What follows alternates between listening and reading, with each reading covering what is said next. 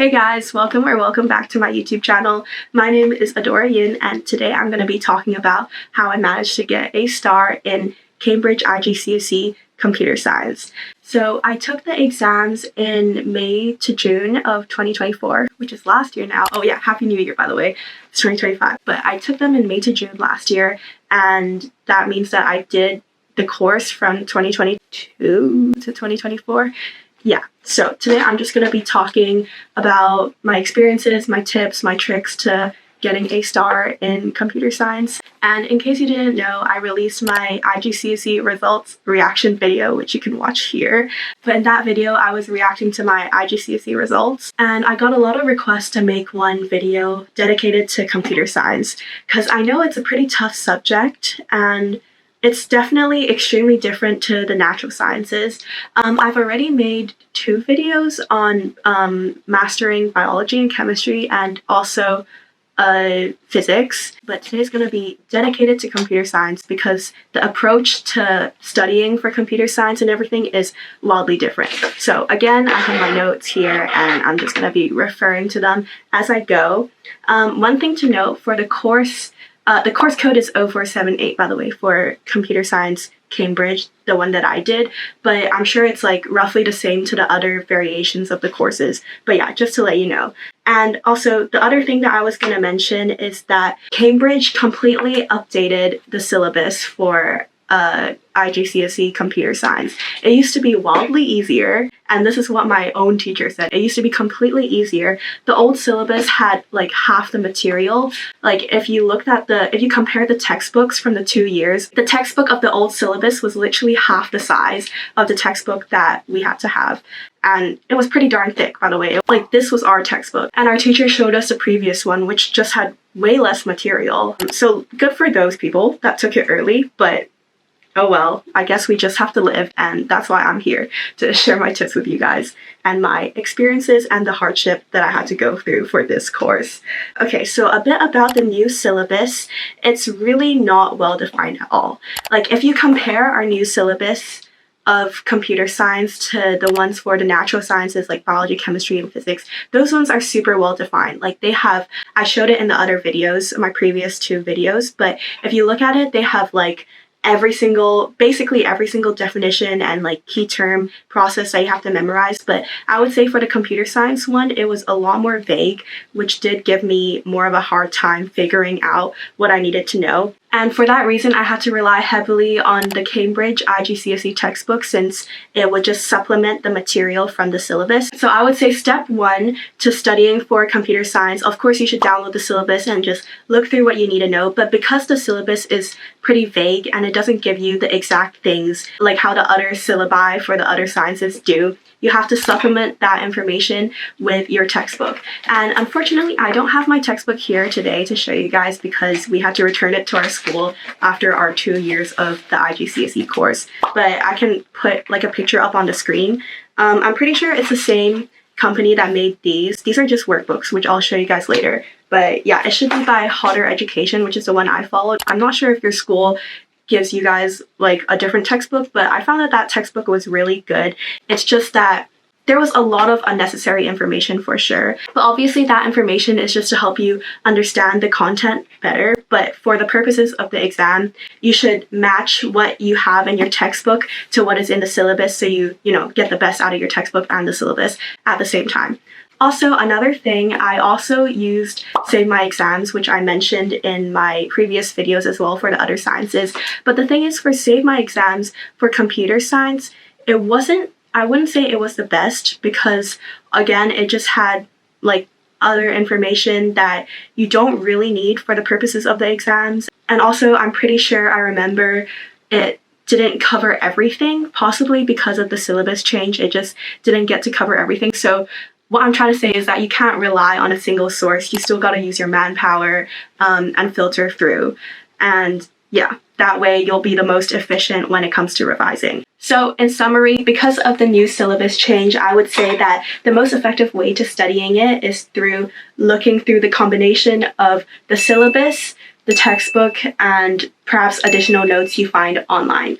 And yeah, so because of the syllabus change, I decided I should approach this tips video in a different way compared to my previous tips video. So I'm going to be talking about computer science chapter by chapter, okay? So I'm sure you know this already, but in computer science, you have to sit 2 papers. The first paper is only for theory, which covers topics 1 to 6. And the second paper is only for programming, which covers topics 7 to 10. So it's really well listed out, which I'm grateful for. But yeah, I'm just going to be talking about it topic by topic, since I feel like different tips apply to different topics, as well as the 2 papers. So I decided this would be the most effective way. Okay, so without further ado, I'm going to be starting off with chapter 1, data representation. And I'm also going to put the notes that I made myself on the screen just to illustrate my point while I'm talking. But for this chapter was pretty simple. I feel like you shouldn't dedicate too much time to this chapter, since I would say it's pretty straightforward. And I would say the most important thing is just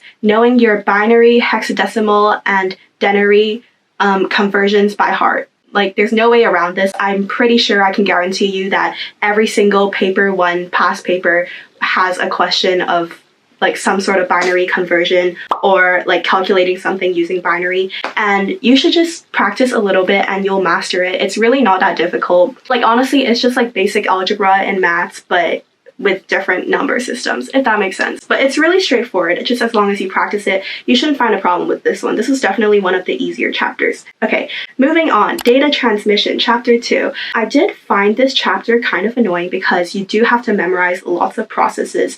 For example, packet switching, processes of each error detection method, encryption, the processes of the encryption methods, etc. So there's definitely a lot more heavy memorization from this chapter. And another thing that you have to really note down is to remember the differences between different types of methods. So oftentimes in questions, they're going to ask you to choose between different methods. For example, I can guarantee you that there's basically always a question on whether you should use simplex, half duplex, or full duplex transmission modes, and whether you should choose serial or parallel transmission type. So you just have to know which type of these things are applicable to what kind of scenario. It's really straightforward once you get it down, but you just have to make sure that you know that so you don't miss, a few unnecessary marks that you wouldn't normally miss. And also the same goes for knowing the differences between the different methods of error detection. Sometimes they just ask you to list these out, but also a lot of times they might ask you to fully describe the processes or maybe state like advantages or disadvantages of them. So for this one, you can see this in the syllabus, but I'm referring to the stuff like the parity byte check, parity block check, checksum, echo check, and yeah, that stuff. And yeah, I feel like chapter 2 is also pretty self-explanatory. It's not much like actual logical thinking. Well, I guess most of that comes in paper 2, but yeah, just make sure that you know everything by heart. And write it down as many times as you need so that you can memorize it and get it in your head. Okay, the next chapter, chapter 3, hardware, gets a little bit more annoying, but it's still not too bad, I would say. You have to memorize everything to a T. For example, the fetch, decode, execute cycle. It took me a lot to fully get it down, but basically how I made it in my notes is through using color code, which helped me immensely, or else it would have been a lot more difficult to memorize the different registers, since they're all, just like letters that stand for things. For example, like PC, MAR, MDR, CIR, ACC. If you just have these letters, I can guarantee you that it would be a lot more difficult to memorize them. But because I use color codes and everything, it became a lot more simpler. So as you can see here in my notes, I drew a little diagram of what the CPU looks like in von Neumann architecture, and the different color codes I'll explain. So for PC and MAR, I used pink, not because it's my favorite color, but because both of these counters, these registers, store the address. Similarly, for the MDR and CIR, I use blue because this represents that they both store data. And then for the ACC, I used a different color, green, because it's for the calculations. And the CU, I used a different color, yellow, because it's about the control signals. So as you can see, these color codes made it a lot more easier to memorize the process. And when I was writing down the process in my notes, I also used these color codes for everything. And similarly, I used the same color code of what the thing stores for like the different buses, so address bus, data bus, and control bus. But once you get this down, it shouldn't be too bad. And another thing to note from chapter 3 is the input and output devices. Unfortunately, there is no way around this other than memorization. I know there's a lot, but you kind of just have to thug it out. Like, pretty much everyone in my class had a hard time memorizing, like, you know, the differences between DLP or LCD projectors or LED, LCD screens. Like, it's a lot of just letters, acronyms, everything, but you just have to find a way. You have to find your memorization techniques. So, for example, usually the advantages of one alternative will be the same as the disadvantages of the second alternative. So what I mean is, like, the advantages of DLP projectors are basically the disadvantages of LCD projectors, but there are some instances where that is not the case. So you just have to look out. But most of the time, you can use these interchangeably. So you just have to memorize half of the information actually, because they match with each other. So yeah, that was one of my tactics. Okay, next, moving on for chapter 4, software. This wasn't too bad since it was relatively a shorter chapter, and my notes are pretty much really condensed. But for this one, I would say the most important things is just listing, you know, the functions of operating systems and just elaborating on each. And they give you this in the syllabus, which is a good thing. So you don't really have to, you know, pull your extra brain cells together. You can just kind of copy what they have in the syllabus and just elaborate on that and make sure that you understand that in case you do have to explain it. And also, you have to know how to describe the process of an interrupt, which is not in the, like, it doesn't tell you clearly what it is in the syllabus, which is why you gotta figure it out yourself, okay? And also, again, with differences, comparisons, advantages, disadvantages. In this chapter, that would be for high-level languages, low-level languages, and then for the translators, it would be with interpreters and compilers. And then, yeah, that's kind of it. And then you just have to know the functions of IDEs. That's really pretty much it. It's just a lot of heavy memorization once again. The next few chapters, I'm just going to talk about them together because I don't think they're too complicated. So chapter 5 and 6, chapter 5 being the internet and its uses, and chapter 6 being automated and emerging technologies. These ones I would say are a lot more intuitive, as in you could just apply your common sense essentially. Because the previous chapters, like hardware and software, you can't really make stuff up. Like, you just have to learn it and then understand it, then you would know it. But for these chapters, they're kind of more like applicable to our daily life. So I would say that I put in less effort trying to learn them because you kind of just know them by, you know, being an inhabitant on this earth. So there wasn't anything too bad. Like, everything they have about AI is pretty elementary. It's really basic because it's just like expert systems and really, really, really simple machine learning stuff. So yeah, don't worry too much about that. As well as for the internet and the World Wide Web one, you just have to know a few more processes. It's the same thing. Digital currency, that was a bit difficult for me to understand at first, but again, you just have to figure it out, you know, just memorize it. Okay, so that's pretty much it for paper 1 on theory, but just one last thing to mention is that there's always a question on applying sensors to a particular scenario, and it's worth a heck ton of marks. It's worth 7 marks. But it's literally so easy. Like, it's gifting you a free 7 marks, and I'll tell you how to do it. Basically, once you see enough of these questions, you'll realize that there's a pattern. There's also a pattern in the mark schemes of these questions, but there's just a formula that you have to follow, and you just have to fill in the blanks with the appropriate sensors. Now, deciding which sensor or whatever else you need to decide, it's really simple because I would say sensors are also pretty intuitive, but I think the main thing that you have to note for this question is just memorizing the skeleton of the question, as in the template that you'll use. Whenever I got this question, I would literally just write it out to a T, like the exact same way as how I have it in my notes, and I would also just number them in the method, so it's a lot more easier for the examiner to, you know, see like my thought process, since it's all listed out in chronological order and there's no BS. It's just right there, and then the examiner could just go tick, tick, tick, tick, tick for each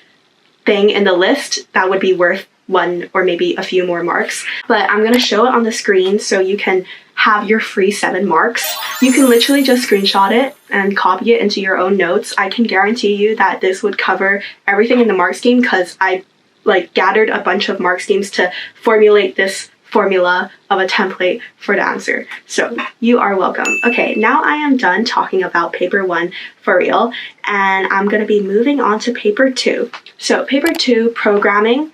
I would say for me it was simpler because I always had programming experience from, previous times, but I did get some DMs from you guys saying that you guys found it more challenging since you're just like more used to memorization, and since if you haven't done the programming component like ever, if you don't have experience in programming, it might be more difficult to, understand the logic if you're just not so much of a, programming like logic oriented person. But for this one, I would say it's definitely way less memorization and a lot more, practice. And through practice, you can figure everything out. So, for example, for chapter 7 called Algorithm Design and Problem Solving, the crux of this chapter lies in the fact that you gotta figure out your pseudocode. Now, the good thing about Cambridge is that in their outline, in their syllabus, they tell you exactly how they issue their pseudocode and how they expect their students to be writing pseudocode. Now, I wouldn't say that there's like a universal standard of how pseudocode is written because it's called pseudocode, like it's fake code. So it's just like in English, but it changes. Like some people do it way differently. Like the IB style of pseudocode, I would say, is completely different from IGCSE. But I mean, for the sake of this exam, you have to figure out the IGCSE's, Cambridge's way of doing it, and it's really straightforward. I would just say with practice, obviously you can figure it all out. In my notes, I just wrote different examples of pseudocode for different like validation checks, for example, range check, length check, type check, present check, format check. Yeah, so in this way I got practice writing pseudocode and also practice for when I eventually have to write it in my exams, right? I also used color code. Once again, it's coming in handy because in pseudocode, or just in code in general, it might get confusing because you gotta start the loop, you gotta close the loop, you gotta start the if statement and then close it again. So what I'm saying is that there's a bunch of things happening. Like pseudocode is really fat. It's gonna be a lot fatter than Python code. But yeah, you just have to keep track of all your elements, and by using color code, that's how I did it. In my actual final exams, I didn't use color code because it was already ingrained in my head. But in your notes, it just made it a lot easier for me to memorize. And also, sometimes I remember it was just difficult for me to like memorize the exact wording, which is why the color code helped. And by that, I mean the second part of the repeat statement is you have to say until and not another keyword. Like it has to be repeat until, and if, then, and if. So you gotta keep up with your correct indentation and you'll be fine, I promise. And the other thing about chapter 7 is that you gotta draw flowcharts. And again, flowchart is just something you just gotta figure out with practice. Like obviously at the start, I also had trouble drawing flowcharts because I've never done it prior to starting IGCSE. But in reality, it's really simple. And also by looking at IGCSE examples of flowcharts, it's also a lot more easier to figure it out. But most of the time, it just follows the same kind of logic way of some sort of loop, and you can draw a trace table as well to help you figure it out easier. But yeah, I would say it's pretty much intuitive. You just have to follow the symbols, follow the arrows, go in a loop. Yeah, just whenever you get that question and you're doubting yourself, you're second guessing yourself, which is what I did a lot. I just, like put my pen to the paper and I just went down logically. If there was an arrow, if there was a question, like a decision symbol, the diamond leading up, then I would go back up, and then I would write it down in my trace table. And it was so simple. Like genuinely, with more practice, you won't find this difficult. Okay, and then the next part is for chapter 8, programming. For my school, everyone does Python, but I'm pretty sure for IGCSE, you can choose your own programming language, or they put a few programming languages that your school can choose, like your teacher can choose which one they want to teach.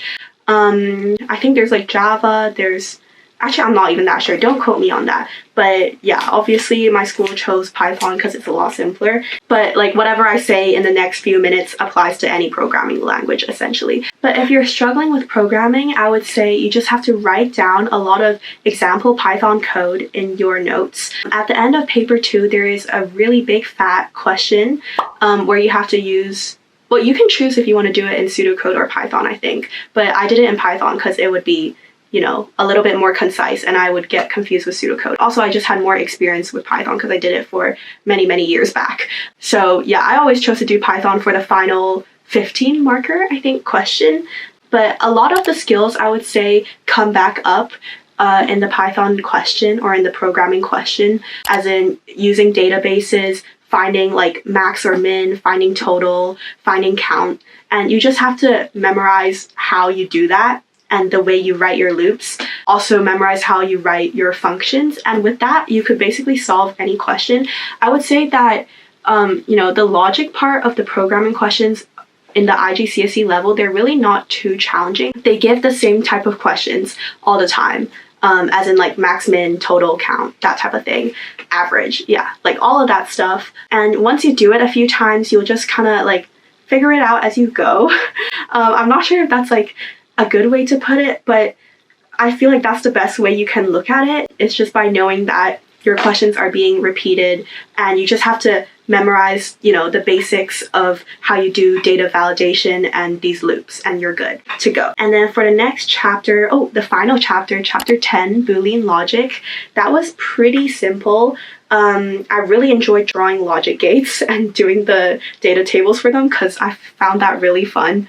And I would always like perfect them in my exams because, I don't know, it was just really fun to do. And I don't think that that's gonna be too challenging. Just again, practice.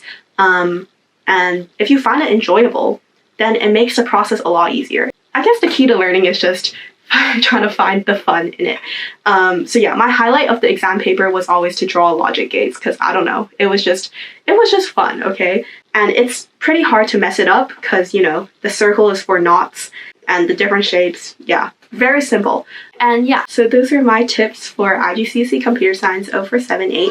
I really hope that this video helped, especially if you're having a difficult time navigating the new syllabus and if you just find computer science in general challenging in comparison to the other sciences. But yeah, as I said, hope this helped. If you do have any questions, feel free to leave a comment down below. Also leave a comment if you have any suggestions for other video ideas you might want me to make, which can be about anything, about studying, productivity, life, just anything. I don't know, whatever you want. And if you want, you can follow me and DM me on Instagram. There is a chance that I will see it and respond if you give me like 3 to 5 business days. And what else? Oh yeah, I will be selling my IGCSE notes. I have notes for the following subjects. DM me on Instagram as well if you're interested in buying them. I would say that they do guarantee an A star if you memorize everything because I relied so heavily on my notes and I ended up getting an A star. So if you would like to do that, feel free to message me. And what else? Oh, like this video. Oh, subscribe. I'm getting really close to 10,000 subscribers, so it'd be really cool if you could help me out in that journey. I'd appreciate you very much. And I'll also be posting my IGCSE English tips video and math tips video following this one. Oh yeah, and as I said, you can watch my tips for the other sciences in my previous videos in the video series. Good luck for your IGCSE exams. I'm sure you're gonna do amazing. And yeah, you'll be fine. Don't worry about it. And just revise. You've got this in the bag. Good luck and have a great rest of your day. And thank you for watching. Bye.